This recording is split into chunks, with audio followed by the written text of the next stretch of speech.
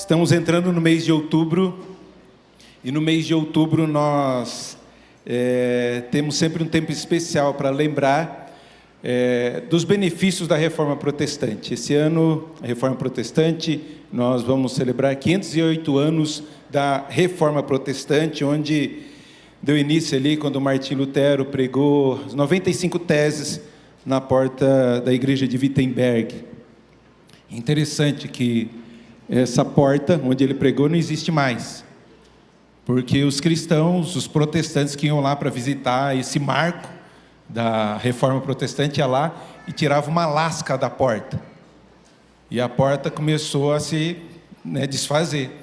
Aí, para resolver esse problema, eles colocaram uma porta de bronze, e nessa porta de bronze estão as 95 teses ali que Lutero colocou, que era algo normal, algo comum de um professor de teologia fixar suas teses na porta da igreja para que as pessoas pudessem ver qual era o tópico e participar dessa aula e dessa discussão. E por isso a Reforma vem trazer novamente a Bíblia, as Escrituras, para o centro do culto. Não mais as relíquias, não mais a tradição, mas sim as Escrituras sagradas. Que tem que ser o centro. Escritura sagrada não se refere apenas ao livro, tá? Mas sim à palavra de Deus, aquilo que Deus disse, que essa Bíblia aqui vai ficar velhinha, vai se estragar, ela vai virar reciclável, esse livro aqui.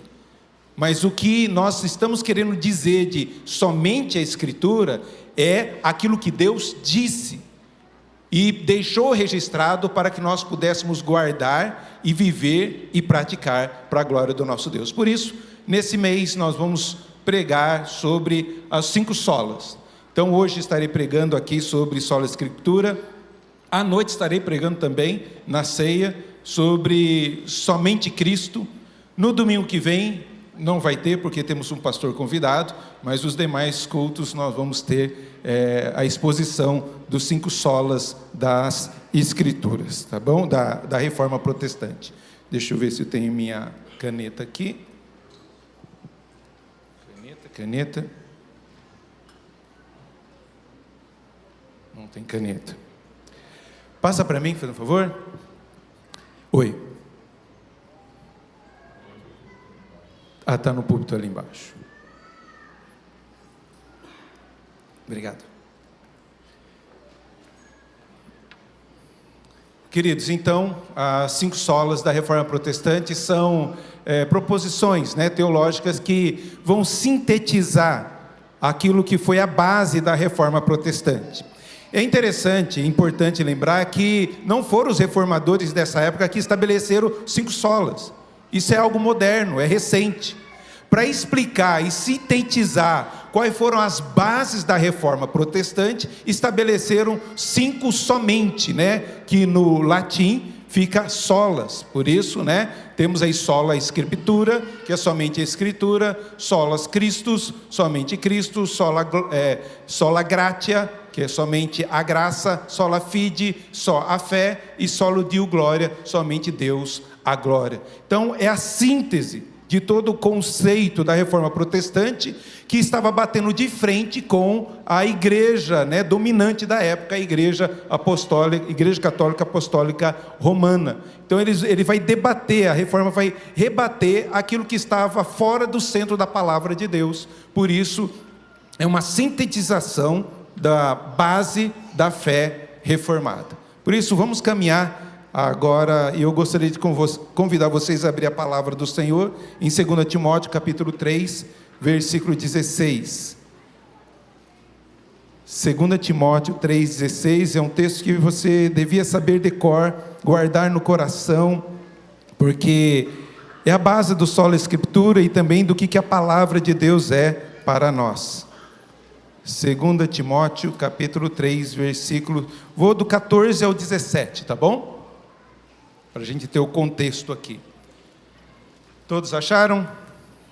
Diz assim a palavra do Senhor: Tu, porém, permanece naquilo que aprendeste, e de que fostes inteirado, sabendo de quem o aprendeste, e que desde a infância sabes as sagradas letras que podem tornar-te sábio para a salvação pela fé em Cristo Jesus.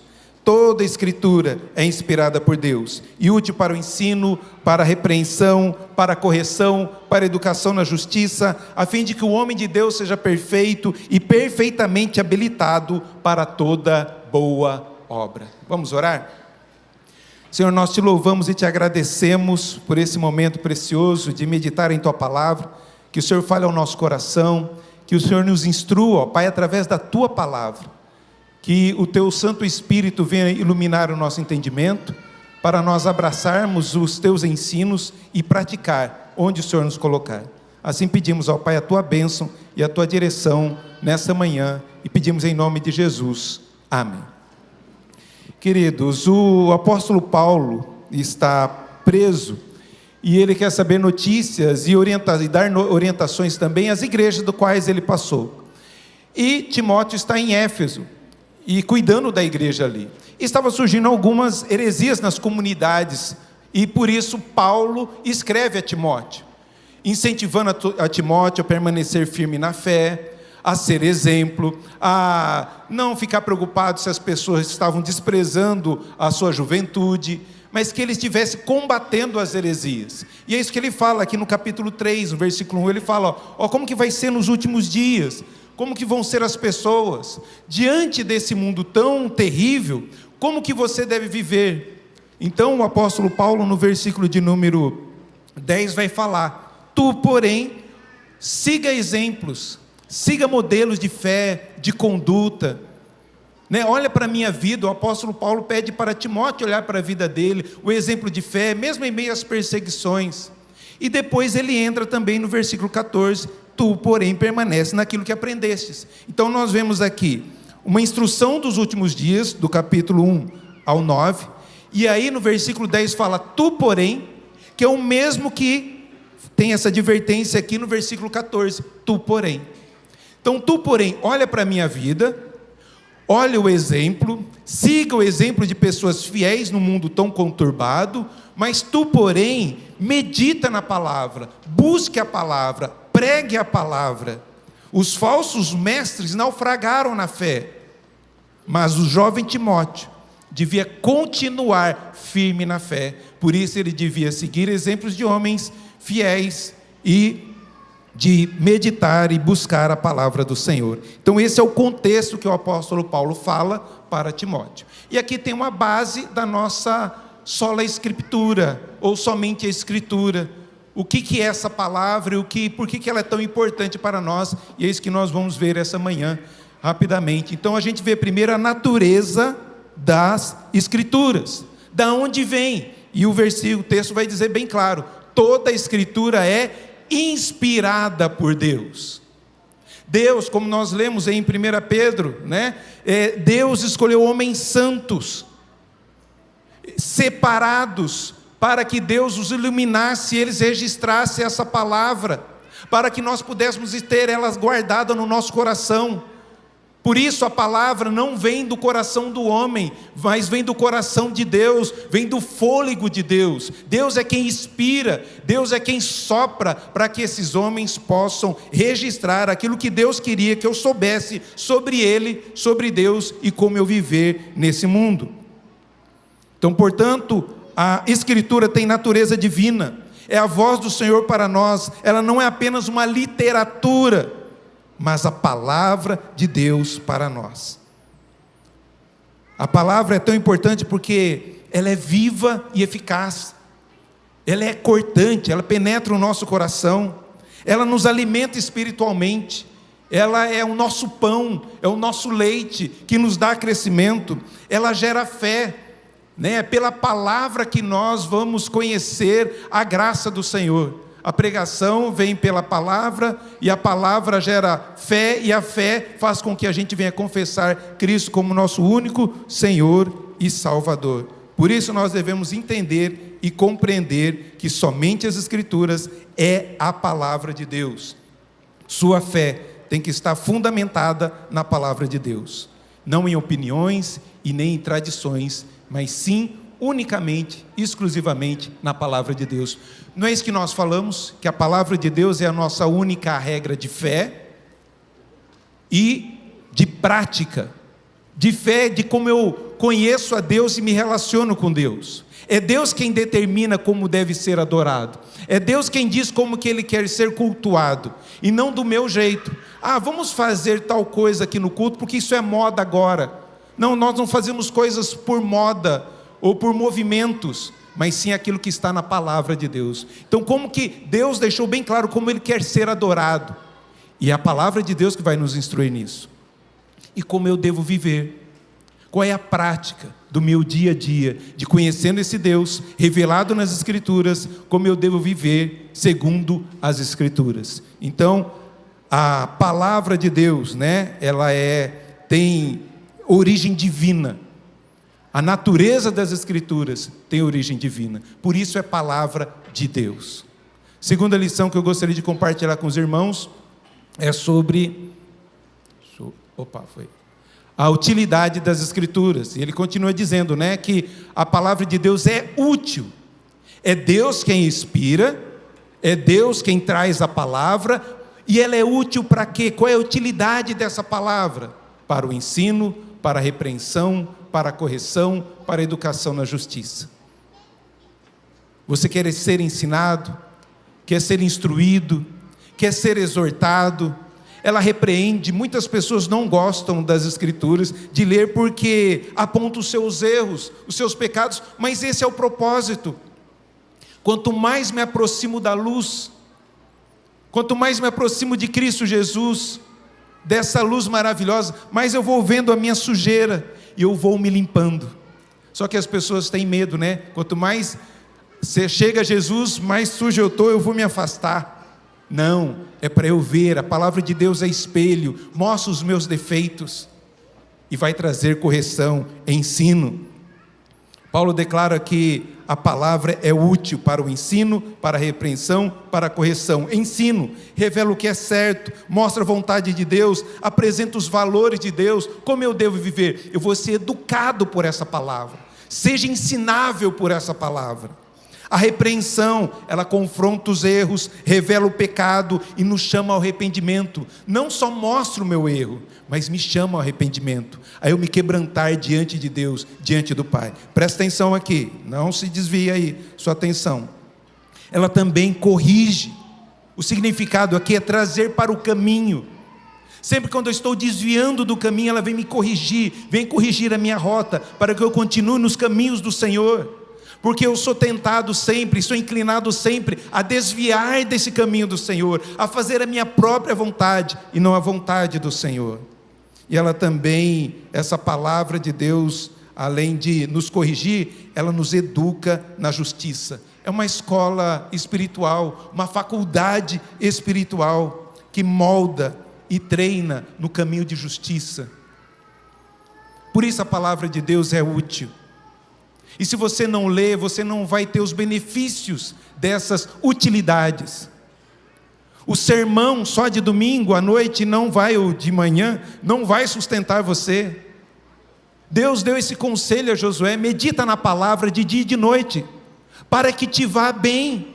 Você quer ir bem na sua vida? Ser bem sucedido na sua vida? Medita de dia e de noite. Sempre vão bater nessa tecla. Os profetas vão ensinar sobre isso, vão instruir sobre isso. Por isso nós devemos abraçar essa palavra. A palavra de Deus nos transforma, nos capacita. A palavra de Deus abençoa. A Escritura é o nosso manual de vida, aplicável em todas as áreas do nosso cotidiano. E uma última lição que a gente vê aqui, que o propósito das Escrituras vem de Deus, ela é útil, mas com que propósito? E Deus fala, a fim de que o homem de Deus, a mulher de Deus, a pessoa que foi resgatada por Deus, foi comprada por preço de sangue, seja perfeito. Perfeito aqui no sentido de maduro, de ter maturidade nas suas decisões, nas suas escolhas, na sua maneira de viver, não mais como meninos, agitados para lá e para cá por qualquer vento de doutrina, não, mas maduro, com discernimento. Interessante que Ontem nós estávamos num congresso e tinha os jovens ali da igreja juntos, e um palestrante ele falou algo que vai contra a teologia bíblica. É interessante que todos eles, maduros na palavra, conhecedores da palavra, eles, pastor, isso aqui está errado, isso aqui não é bíblico, isso aqui, todos eles, aquilo assim, poxa, que bênção, eles sabem discernir o que é certo e o que é errado, aquilo que é bom e aquilo que não procede de Deus, e assim nós devemos ser, meditar nessa palavra e viver segundo o propósito da palavra do Senhor, porque essa palavra revela Deus e a sua salvação, essa palavra ensina como eu devo viver para a glória desse Deus. O alvo da palavra é nos levar à maturidade. Um crente maduro é conhecido pelas suas boas obras, um crente maduro é conhecido pelo amor ao próximo, um crente maduro obedece à vontade de Deus, um crente maduro serve ao Senhor Jesus dentro e fora da igreja. A nossa fé e essa palavra é evidenciada como realmente para a glória de Deus quando, ou me mostra a certeza da minha salvação quando eu vivo essa palavra, não só aqui dentro, mas também do lado de fora. Foi por isso que os reformadores colocaram novamente a Bíblia no centro do culto, rejeitando misticismos e tradições humanas. E é nesse sentido que nós devemos viver, querido. A marca da verdadeira igreja é deixar a palavra no centro, é dizer, a palavra que vai dizer como eu devo crer e como eu devo viver.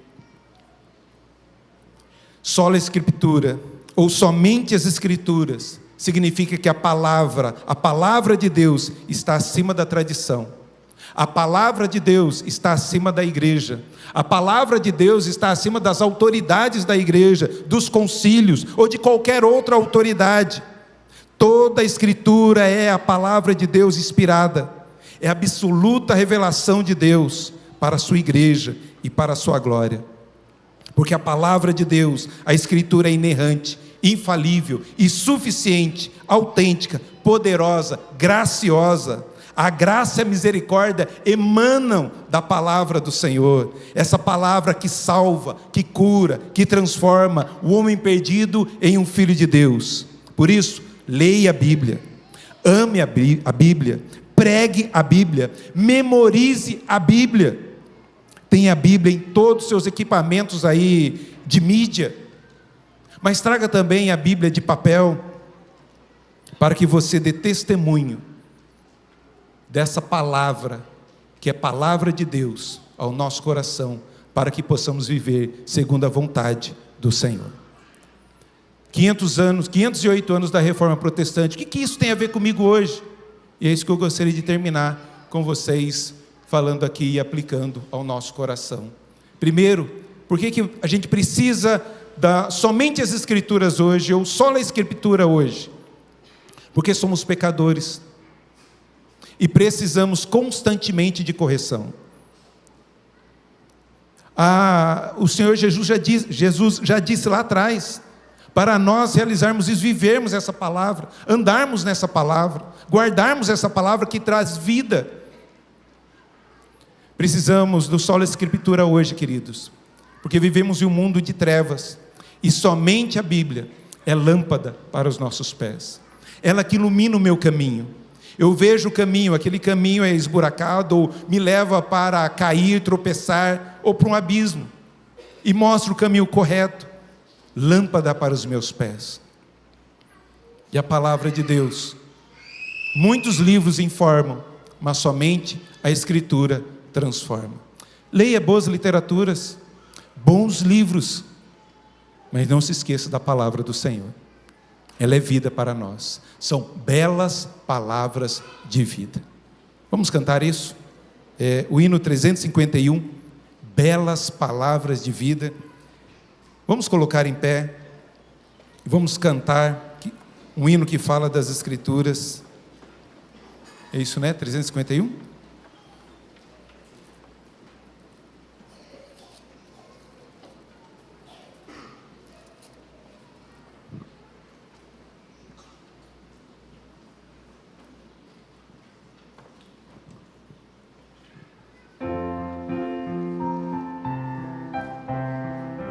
Bem forte, hein?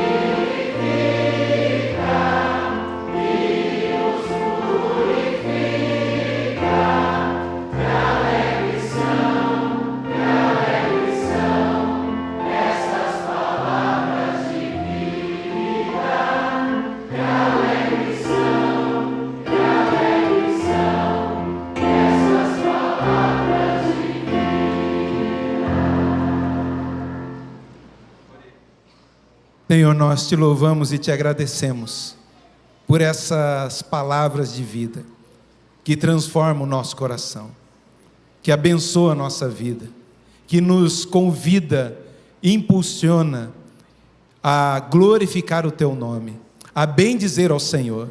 Nos ajude, ó Pai, a confiar na tua palavra, a descansar em tua palavra, que é bênção, que é alento, que é refrigério, que é alimento para as nossas almas. Santíssimo Deus, abençoa a tua igreja, que sejamos uma igreja centrada nas Escrituras, que o nosso culto, o nosso ensino, a nossa comunhão seja, ó Santíssimo Deus, baseada nas Sagradas Escrituras. Livra-nos, ó Pai, das heresias, livra-nos dos falsos ensinos, livra-nos, ó Pai, daquilo que possa nos afastar da tua palavra, e nos ajude, ó Pai, nos ensine a ouvir a tua voz nas Escrituras. Abençoa a tua igreja e nos sustente, Pai, e que nós possamos colocar a tua palavra para que nós possamos viver vida que glorifique o teu nome e vida bem-sucedida nesse mundo. Assim nós pedimos e oramos em nome de Jesus, o nosso Salvador. Amém.